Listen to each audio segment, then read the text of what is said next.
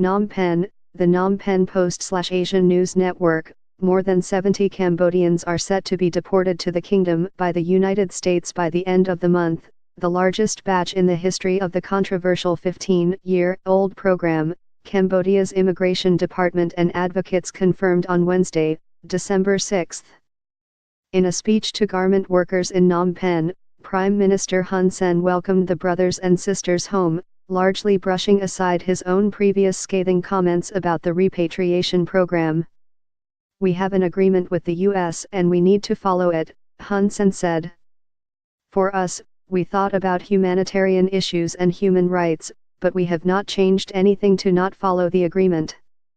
The 2002 agreement became a flashpoint in Cambodian-US relations after the kingdom temporarily stopped accepting deportees last year, leading the U.S. to impose visa sanctions on top Cambodian foreign ministry officials.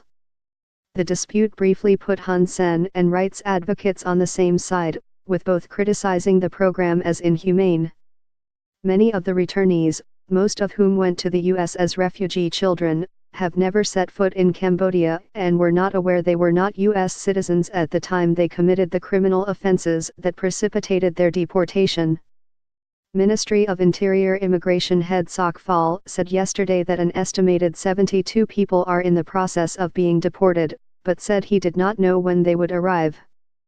Bill Harrod, head of the Phnom Penh-based Returnee Integration Support Center, said the NGO is expecting the first batch of deportees to land by the end of the month and a second group shortly thereafter.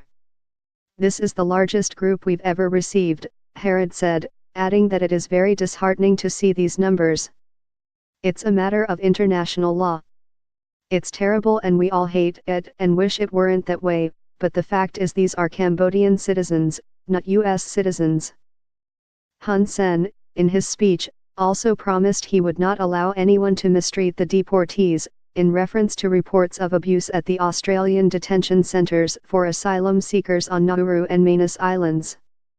The refugees and asylum seekers on Nauru and Manus have the option of coming to Cambodia under a controversial 2014 deal, but few have taken up the offer, an issue the Premier said he recently brought up with Australian Prime Minister Malcolm Turnbull.